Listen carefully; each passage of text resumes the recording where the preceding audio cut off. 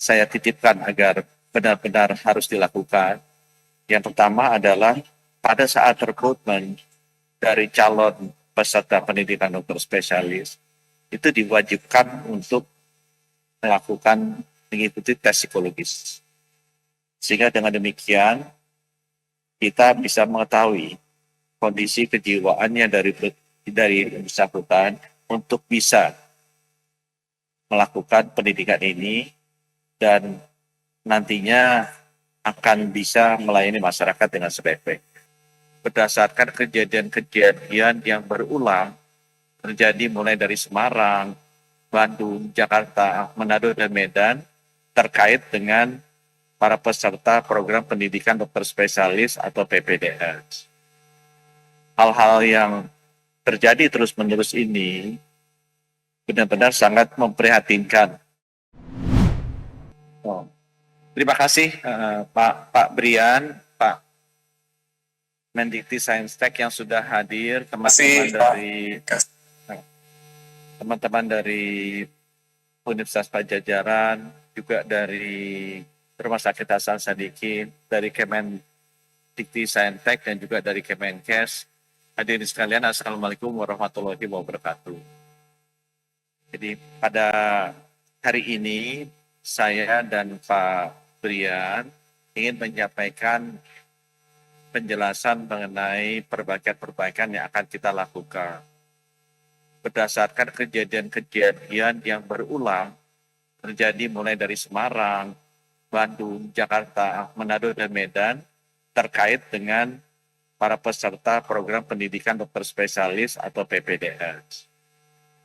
Hal-hal yang terjadi terus-menerus ini benar-benar sangat memprihatinkan dan kami menyesalkan sekali kejadian-kejadian yang berdampak bukan hanya kepada bagi peserta didik, tapi juga terutama bagi masyarakat semua.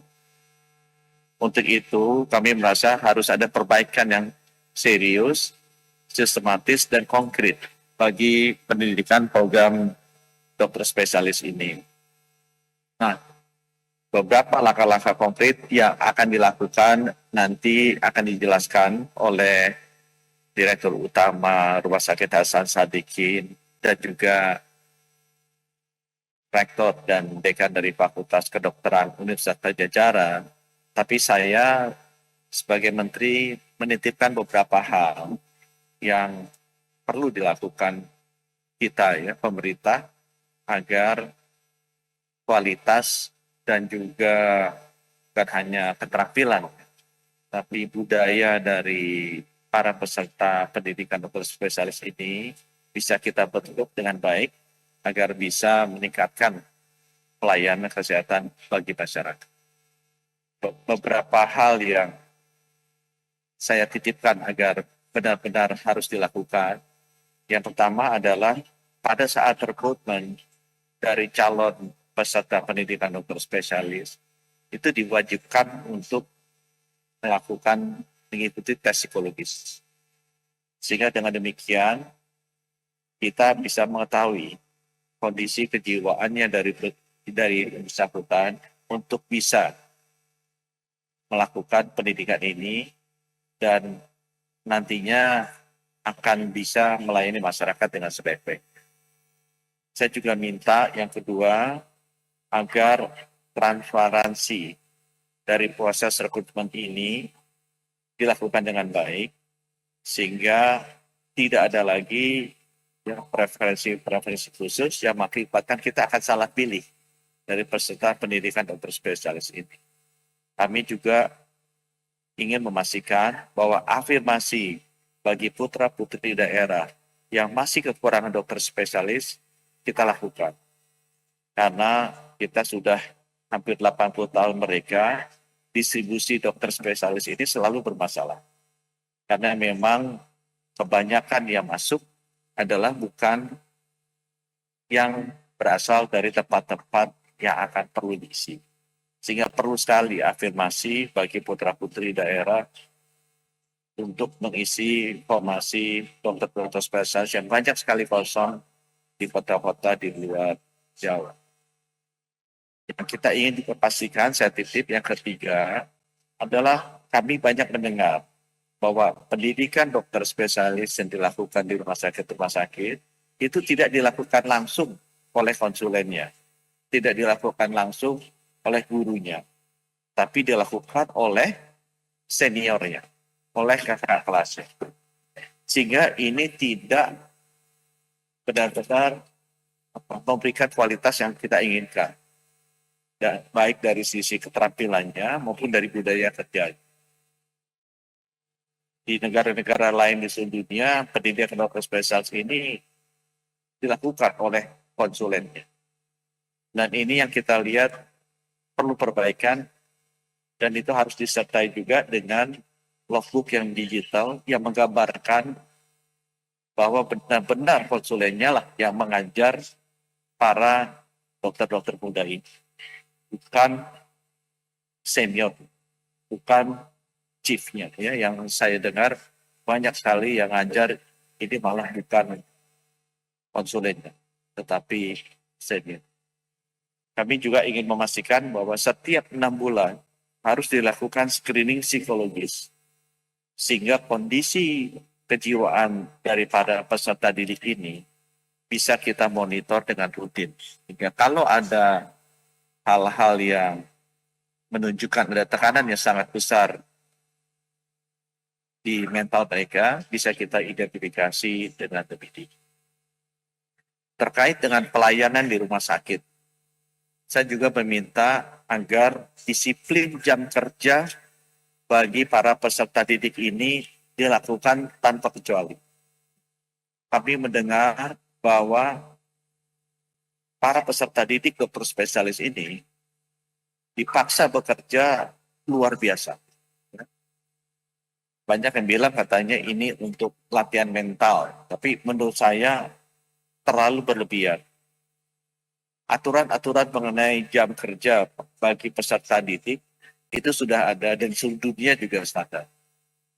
Saya minta bahwa ini benar-benar dipatuhi. Kalau pun mereka harus bekerja overtime di satu hari, berikutnya harus libur. Karena beban yang kerja yang sangat tinggi kalau dilakukan terus-menerus akan sangat menekan kondisi psikologis peserta didik. Saya minta seluruh rumah sakit Kementerian Kesehatan yang melakukan pendidikan dokter spesialis ini secara disiplin mematuhi jam kerja dari para peserta didik. Kemudian yang kelima ya, untuk pelayanan yang saya juga minta dilakukan di seluruh rumah sakit Kemenkes adalah jaminan keamanan dan pengawasan bagi peserta didik. Saya sering sekali mendengar bahwa para peserta didik ini disuruh-suruh melakukan pekerjaan yang seharusnya tidak ada hubungan dengan mereka, ya, atau bukan merupakan tugas mereka. Mereka harus dorong-dorong tempat tidur pasien, mereka harus bekerja disuruh-suruh sebagai kurir yang membawa bukti pemeriksaan lab atau request pemeriksaan lab, pengambilan obat, itu bukan tugas mereka. Itu sudah ada orang lain yang bertugas di rumah sakit pendidikan. Ya, jadi harus diawasi oleh para direktur utama pendidikan bahwa mereka benar-benar bekerja sebagai dokter yang belajar kompetensi yang lebih tinggi, bukan digunakan untuk melakukan pekerjaan-pekerjaan lain yang tidak esensial. Kemudian saya juga ingin memastikan yang ketujuh, bahwa harus ada forum rutin di mana kita bisa bertemu dengan mereka, para dokter spesialis ini. Saya juga akan memberikan komitmen waktu saya untuk bertemu dengan mereka, agar well-being mereka, kesehatan raga dan fisiknya dan juga mentalnya, itu kita monitor. Kalau ada masalah-masalah, kita bisa deteksi dini. Jadi saya minta semua dirut rumah sakit Kementerian Kesehatan itu harus rutin bertemu, turun langsung bertemu dengan mereka, melihat bagaimana kondisi mereka, dan segera melakukan intervensi kalau memang ada potensi masalah-masalah yang ada. Kemudian yang terakhir yang saya minta juga adalah tekanan dari pendapatan itu selalu saya dengar. Jadi para dokter spesialis ini umumnya sudah berkeluarga. Mereka juga sudah bekerja. Ya. Sekarang mereka harus mengikuti program pendidikan dokter spesialis, tidak mendapatkan pendapatan, sehingga tekanan finansialnya besar sekali. Ya. Belum lagi mereka harus membayar.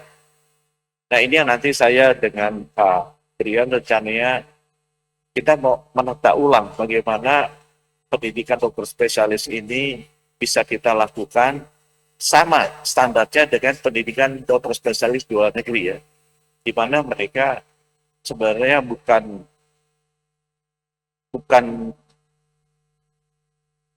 harus mengeluarkan uang ya, mereka malah mendapatkan uang untuk mendalami profesi mereka, Nah, langkah konkret yang saya ingin segera lakukan, saya sudah minta kepada Dirjen Tenaga Kesehatan agar para peserta pendidikan dokter spesialis ini kita kasih SIP sebagai dokter umum, agar mereka bisa bekerja praktek sebagai dokter umum dan bisa mendapatkan pendapatan juga sebagai dokter umum. Ya. Baik di rumah sakit pendidikan atau juga di luar jam mereka melakukan pendidikan. Itu sebabnya kenapa jam kerja sebagai PPDS harus diatur, agar mereka bisa melakukan pekerjaan dokter umum di rumah sakit pendidikan dengan SIP, bukan hanya sebagai PPDS, tapi SIP sebagai dokter umum, agar bisa mendapatkan penghasilan. Sehingga diharapkan dengan demikian, tekanan finansial yang luar biasa besar yang dialami oleh para peserta PPDS ini bisa kita kurangi. Saya harapkan bahwa langkah-langkah konkret ini bisa kita lakukan cepat dan terus kita monitor pelaksanaannya agar itu tadi ya, masalah yang serius sistematis di program pendidikan dokter spesialis ini bisa kita atasi bersama-sama.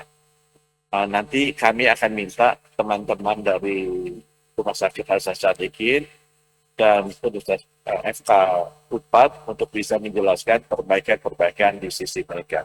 Tapi apa yang saya sampaikan tadi, saya harapkan bisa berlaku secara nasional di semua rumah sakit pendidikan Kementerian Kesehatan.